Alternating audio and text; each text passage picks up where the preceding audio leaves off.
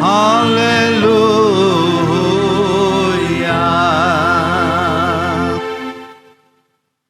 Jemaat Tuhan dalam kasih Immanuel, saya ingin mengucapkan selamat Natal. Selamat Natal. Selamat merayakan kehadiran Tuhan menyertai kita sesuai dengan rancangan damai sejahteranya bagi kita. Saudara sekalian, Allah menyertai kita. Ini sebuah pernyataan yang sebenarnya menunjukkan hakikat Allah sendiri. Karena dia Allah yang menciptakan langit, bumi serta segala isinya. Dia juga yang bukan saja menciptakan tapi juga memelihara. Dia juga merawat kehidupan kita setiap hari. Jadi kalau dia menyertai itu sudah dengan sendirinya dia lakukan selama ini. Sejak dunia diciptakan sampai akhir dunia ini. Jadi ini pernyataan yang menunjukkan memang itu yang Allah lakukan bagi kita sampai dengan saat sekarang ini. Meskipun begitu saudara, pernyataan ini bisa melahirkan sikap dan tindakan yang berbeda. Bahkan saling bertentangan terhadap satu situasi tertentu. Ya, misalnya sekarang ini kita dalam menghadapi kewajiban melaksanakan protokol kesehatan untuk cegah penularan pandemi COVID-19. Ya, ada pertentangan sikap di kalangan kita kan begitu tentang penyertaan Allah itu. Ada yang bersikap mengabaikan, bahkan olok lagi, kan begitu tuh ada juga. Saya kira di awal-awal tuh banyak yang pakai kalau bilang, bosong sama kesudah dari iman sah. Kan begitu tuh. Ada yang olok. Kalau Allah menyertai kita, kenapa takut dengan itu COVID-19 dan direpotkan dengan protokol segala, gitu ya? Ya, dikatakan oleh kelompok ini bahwa jika kita taat kepada protokol, maka sebenarnya ini kita tidak beriman. Gitu. Ya. Saya punya anggota jemaat, saya sekarang di jemaat Kota Kupang. Salah satu anggota jemaat, dia pejabat juga di kantor pertanahan. Ya tagal dia sikap ini nih yang akhirnya dia kena aku tidak. Dan mati kan begitu. Ya, karena dia paling jengkel lihat yang pakai masker, dia bosong sama kayak apa. Dia tidak mau pakai. Akhirnya di perjalanan luar daerah, akhirnya kena kan begitu. Karena tidak mau pakainya itu. Ya, jadi itu satu sikap.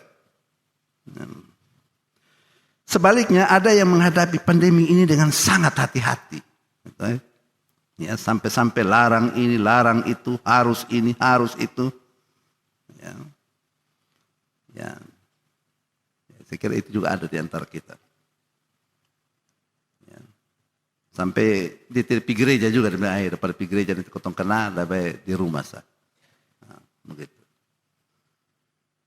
Ya, saudara, orang yang disertai Allah diberi kesempatan untuk mendalami ilmu pengetahuan dan informasi yang berguna untuk menjaga diri, ya, menjaga keluarga dan menjaga lingkungan sekitar dari ancaman COVID-19.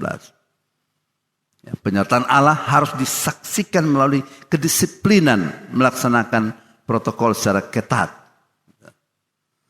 Keyakinan akan penyertaan Allah itu melahirkan dua ragam sikap yang bertolak belakang yang saya sampaikan tadi.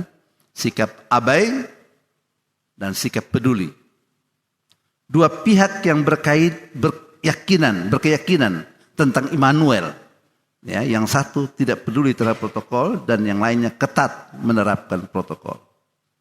Nah, saudara sekalian dalam kasih Immanuel, seperti biasa pada tahun ini PGI, Persekutuan Gereja Indonesia dan KWI, Konferensi Wali Gereja Indonesia, Katolik punya, menyepakati tema perayaan Natal bersama. Ya, sebagaimana pesan Natal yang disampaikan oleh dua lembaga gereja tersebut, bahwa tema perayaan Natal tahun 2020 ini diambil dari tadi nas pembimbing kita, Matius 1 ayat 23 pada bagian, dan mereka akan menamakan dia Immanuel. Nah, tema ini dipilih dengan mempertimbangkan situasi pandemi COVID-19. Jadi itu memang pertimbangan yang utama. Kenapa angkat tema itu? Yang sudah berlangsung sejak awal tahun ini Dan sampai sekarang belum ada tanda-tanda pemulihan. Ya, di Kota Kupang justru semakin bertambah. Dengan demikian tema Natal ini bermaksud mempertegas keyakinan dan harapan iman bahwa perayaan Natal menjadi momen untuk menghadirkan tanda penyertaan Allah di tengah ancaman pandemi ini. Saudara dalam kasih Immanuel, bacaan kita menceritakan pergumulan sepasang kekasih, ya, Maria dan Yusuf. Ya, kita bisa sandingkan bacaan ini dengan perhatikan Lukas pasal 1 ayat 26 sampai 38, ya, tentang dialog antara Maria dan malaikat Tuhan. Dan kesimpulannya Maria dan Yusuf bergumul serius terkait dengan kehendak Allah untuk melibatkan mereka berdua dalam karya keselamatan melalui Yesus. Maria adalah kekasih Yusuf, ya, mereka sudah bertunangan. Memang tunangan dalam masa itu juga sudah dalam kategori ya sudah 80% sebagai istri itu. Sebenarnya sama dengan kita juga. Kita kalau sudah nikah adat itu kan sudah nikah resmi itu. Masuk minta itu sudah resmi itu sebenarnya. Karena sudah persetujuan dua keluarga. Itu berarti mereka memang sudah menjadi suami istri sebenarnya. Hanya kita saja yang karena tahu bahwa mesti pi gereja dulu. Berkat dulu. Baru kita anggap itu sah. Padahal sahnya itu pada saat masuk minta itu. Memang secara teknisnya begitu. Masuk minta itu sah mereka menjadi suami istri. Di gereja itu kan hanya memberkati, bukan mensahkan. Ya, sebenarnya begitu. Cuma kita yang pemikiran nikah itu tunggu berkat gereja baru itu sah. Padahal sahnya itu waktu tunangan. Di gereja itu hanya diberkati saja. Nikah yang sudah disepakati oleh keluarga berdua. Nah, saudara sekalian, mereka bertunangan, Maria dan Yusuf, dan sebentar lagi akan resmi menjadi sepasang suami istri. Ya, tentu mereka itu sedang, ya, cinta mereka sedang merekah. Hari-hari setelah bertunangan menjelang pernikahan tentu terasa begitu menggairahkan. Ya, oleh asmara itu kerinduan, harapan untuk mendapatkan kasih setia yang sejati satu dengan yang lain. Maria dan Yusuf sedang mengalami keindahan hubungan cinta di antara mereka ketika malaikat Tuhan bertanya mereka dan menyampaikan satu perihal yang tidak terbayangkan sebelumnya. Maria telah memutuskan bahwa dia memberi diri, ya, untuk karya Roh Kudus, dan itu sebenarnya keputusan iman yang dalam. Karena itu segera saat itu. Kalau kau tumpung, makanya masih pikir bola balik dulu. Beta mau ke sonde, masih butuh waktu. Tunggu ya, beta butuh waktu, butuh pergumulan dulu. Kan kita istilah begitu. Tapi Maria ketika malaikat Tuhan datang kepadanya dan menyampaikan, dia langsung menerimanya. Tanpa dolak-dalik. Ya, tanpa komentar apapun. Dia hanya menerima apa yang Tuhan nyatakan padanya melalui malaikat Tuhan. Bahwa dia akan mengalami kehamilan oleh Roh Kudus. Dan itu bukan suatu yang mudah. Ya. Nah, kini dalam bacaan kita, giliran Yusuf mendapatkan kunjungan malaikat.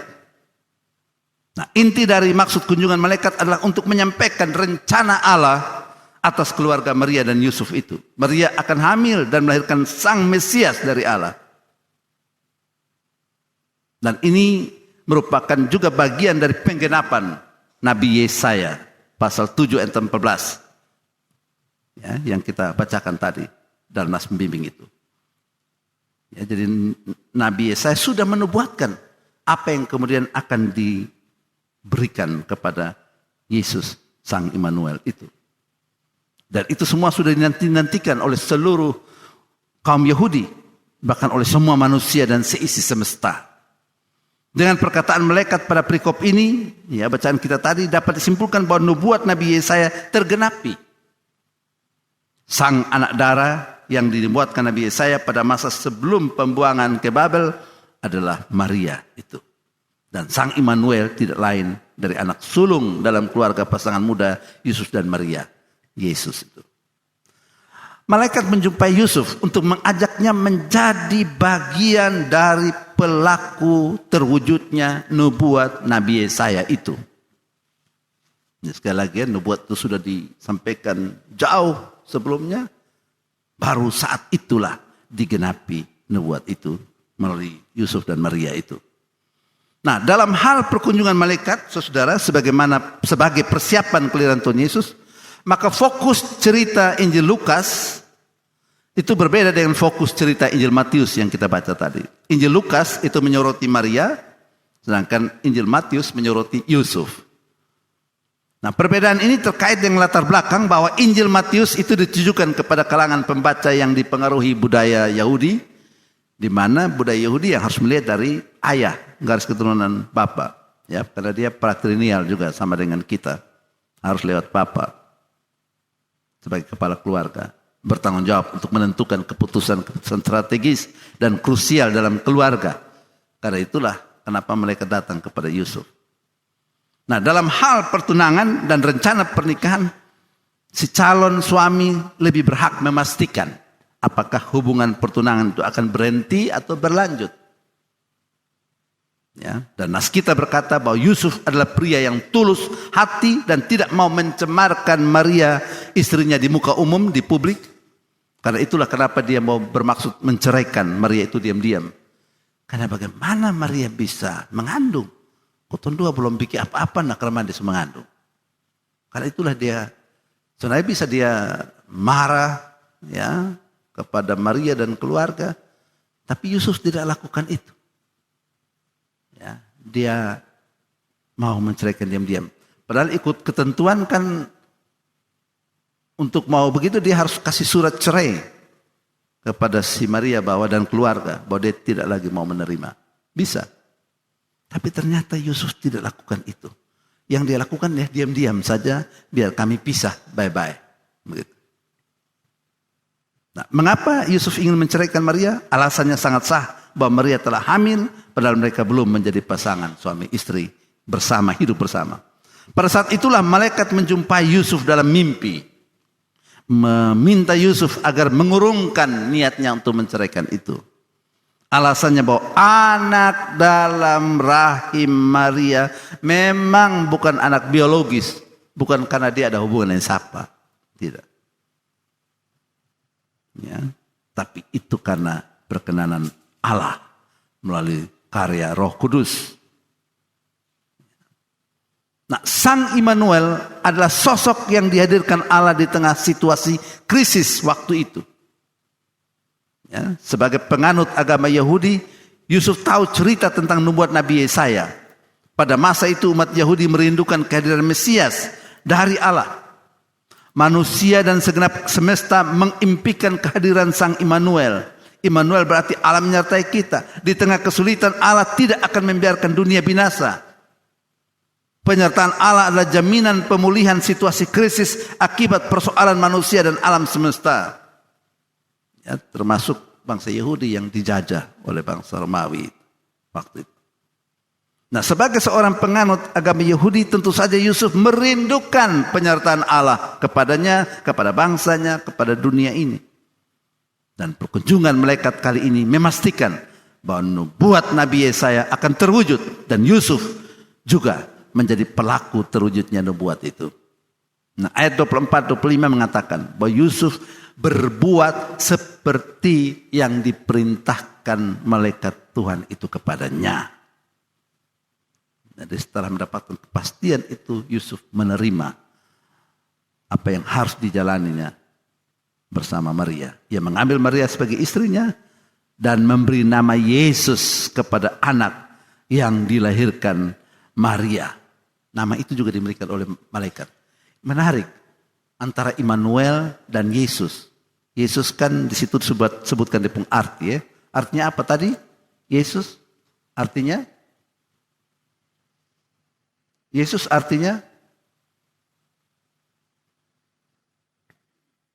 tidak ada yang jawab.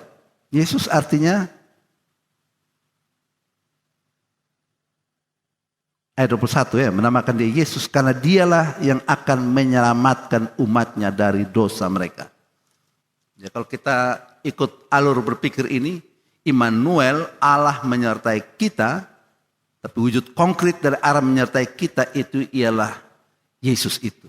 Dia menyertai kita lewat karya penyelamatan.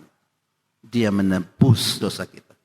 Makanya kita pun lagu Natal, Kau Tuhanku, penebusku, Kau datang ke dunia.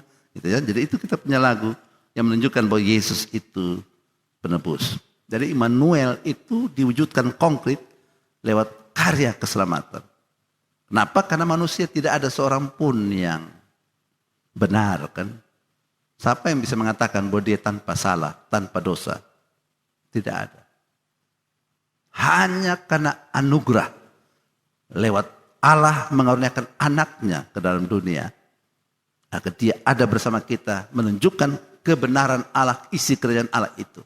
Tapi dia juga memberi hidupnya untuk menyelamatkan kita lewat penderitaan, kematian, salib, sampai dengan kebangkitannya bagi kita. Nah saudara, Maria dan Yusuf telah dilibatkan Allah dalam karya penyelamatan manusia dan dunia.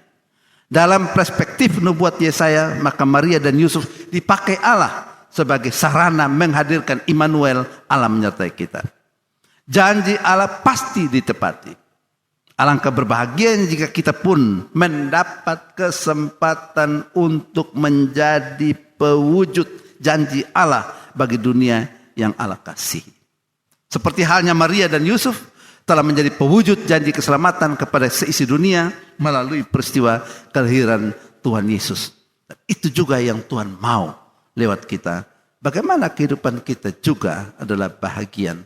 Bukan saja menerima karya keselamatan Allah itu lewat penebusannya bagi kita, menjadi orang yang dibenarkan oleh Tuhan, tapi bagaimana kita juga melanjutkan itu dengan membagi itu kepada orang lain untuk menerima juga tanda keselamatan, karya keselamatan lewat peri kehidupan kita masing-masing. Saudara, dalam kasih Immanuel, tema Natal tahun ini adalah mereka akan menamakan dia Immanuel. Ya. Nah, perikop yang kita baca ini menginspirasi kita untuk memastikan bahwa berhadapan dengan karya penyelamatan Allah atas manusia dan alam semesta, kita bukanlah orang yang tanpa peran. Kita bukanlah keluarga yang pasif. Kita bukanlah umat yang naif, yang hanya bertanda tangan dan minim aksi kita untuk melakukan sesuatu bagi kehidupan kita, bagi orang lain. Seperti Maria dan Yusuf, Natal mendatangi kita, mengajak kita agar terlibat dalam karya penyelamatan Allah atas dunia. Ya. Kalau kita perhatikan benda-benda yang muncul dalam cerita Natal, ya, kandang domba, palungan, kain lampin, semua itu pertanda kedekatan Tuhan Yesus dengan orang-orang kecil dalam struktur masyarakat Yahudi pada zamannya. Kenapa? Karena dengan kesederhanaan itu semua orang bisa datang dan menjumpai Yesus. Bayangkan kalau dia lahir di istana, belum tentu orang kecil bisa pergi di sana.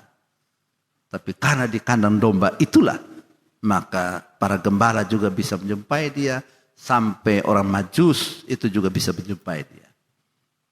Allah menyertai kita itu adalah keyakinan yang mendorong kita untuk bersikap proaktif, berkarya tekun tanpa kenal lelah, menghadirkan solusi bagi permasalahan-permasalahan kehidupan sekarang ini, baik masalah yang lama maupun masalah yang baru.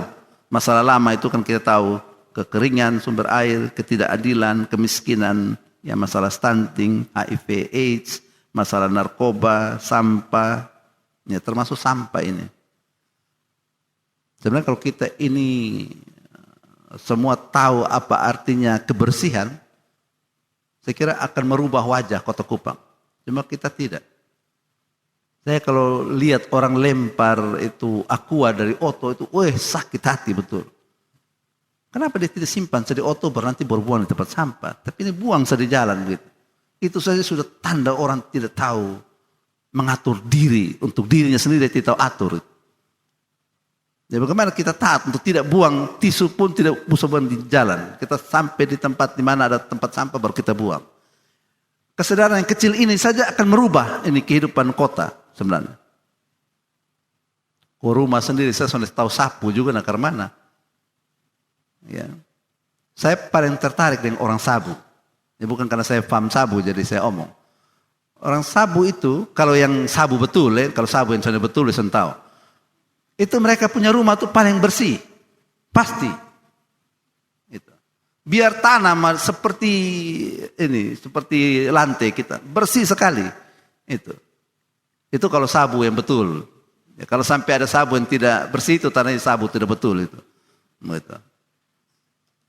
Artinya itu mengajarkan kita tentang bagaimana kita menata ini kehidupan ini. Ini saya omong yang paling sederhana. Jadi bagaimana dengan diri kita jaga kebersihan. Itu. Ya, jaga kebersihan. Jadi kalau saya lihat tempat sampah sampai berserakan sampai di luar-luar, itu tandanya orang yang buang juga tidak tahu diri juga. Betul dia buang di tempat sampah, tapi tidak membuang dengan baik sampai meluap sini sana. Tapi saya heran juga ketemu tahu ini pemerintah kok siapa lagi, ya. Juga tidak bertindak untuk menjaga ini kebersihan. Ini heran. Ini hal yang sederhana saja. Kalau ini saja mampu kita lakukan, hal-hal besar itu dengan sendirinya bisa kita lakukan. Yang sederhana ini saja kita belum bisa lakukan, itu tandanya kita belum menjadi kota kasih yang sesungguhnya.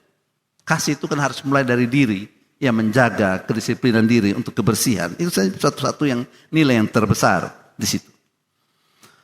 Oke, saudara sekalian, semua masalah itu bukanlah sederhana. Dunia ini terlalu banyak masalah yang kompleks, rumit.